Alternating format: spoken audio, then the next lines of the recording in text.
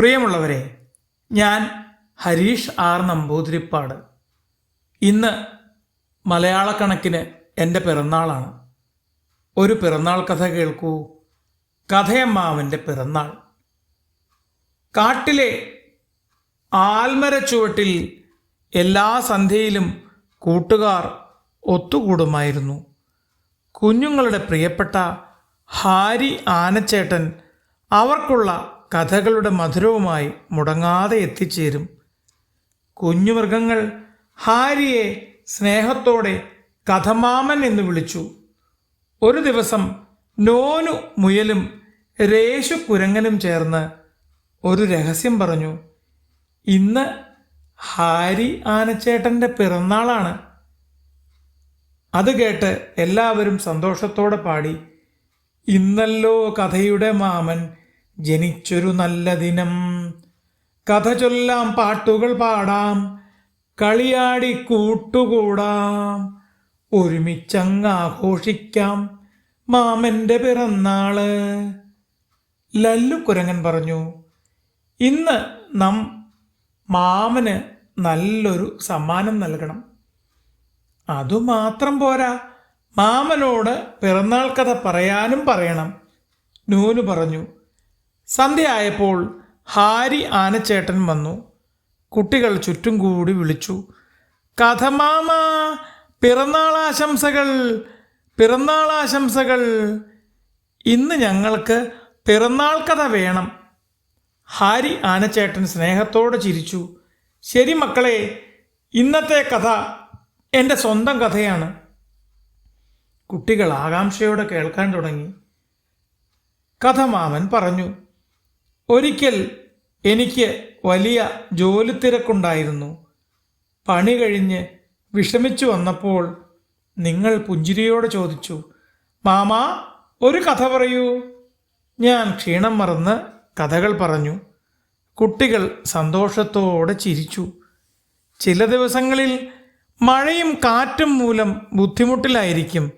മറ്റു ചിലപ്പോൾ രോഗവും, ചിലപ്പോൾ മനസ്സിൽ ദുഃഖം നിറഞ്ഞിരിക്കും. കഥ പറയാൻ ഒരു നിവൃത്തിയുമില്ല എന്ന് വിചാരിക്കുമ്പോൾ നിങ്ങളുടെ ചിരിക്കുന്ന മുഖം ഞാൻ ഓർക്കും. അപ്പോൾ ഞാൻ കഥ പറയും.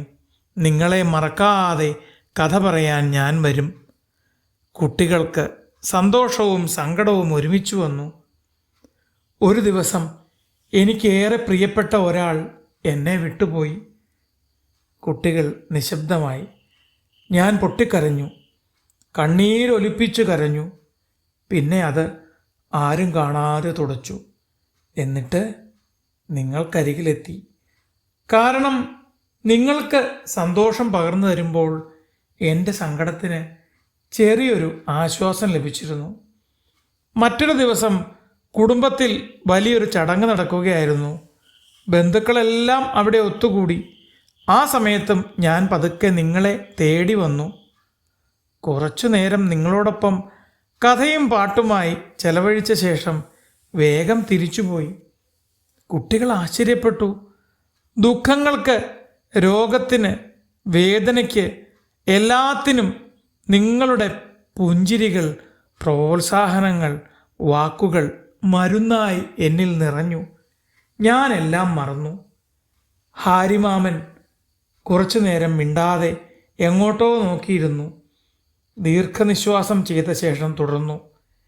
എല്ലാ തടസ്സങ്ങളും കടന്ന് മുന്നോട്ടു പോകാൻ സഹായിക്കുന്നത് സ്നേഹമാണ്. നിങ്ങൾ തന്ന സ്നേഹമാണ് എന്നെ കഥമാമനാക്കിയത്. കുട്ടികളുടെ കണ്ണുകളിൽ തിളക്കം. അവർ ഒരുമിച്ച് കൈയടിച്ചു. ഹാപ്പി ബർത്ത്ഡേ കഥമാമ, അവർ വിളിച്ചുകൂവി. അപ്പോൾ കുരങ്ങനും മുയലും ചേർന്ന് ഒരു വലിയ കേക്ക് കൊണ്ടുവന്നു. ഞങ്ങളുടെ കഥമാമന് എന്നെഴുതിയ വലിയ കേക്ക്. കഥമാമൻ സന്തോഷത്തോടെ കേക്ക് മുറിച്ചു. എല്ലാവരും ചേർന്ന് പങ്കുവച്ചു. ആ വടവൃക്ഷത്തിനടിയിൽ ആ ദിവസം ചിരിയും സ്നേഹവും നിറഞ്ഞിരുന്നു. കുഞ്ഞുമൃഗങ്ങൾ പരസ്പരം പറഞ്ഞു, യഥാർത്ഥ സ്നേഹം പങ്കുവയ്ക്കുമ്പോഴാണ് സന്തോഷമുണ്ടാകുന്നത്. മാമൻ പാടി, ഇനിയും വരാം നല്ല കഥകളുമായി മടിയാതെ ഈ മാമൻ കൂട്ടുകാരെ.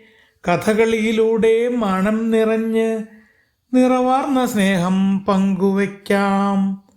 അത് കേട്ട് കുട്ടികൾ ആർത്തു വിളിച്ചു, കഥ മാമനായുസ്സും ആരോഗ്യവും കഥകൾ പറയുവാൻ സന്മനസ്സും ചിരകാലം നൽകണേ തമ്പുരാനെ, കനിവോടെ ഞങ്ങൾ പ്രാർത്ഥിക്കുന്നു.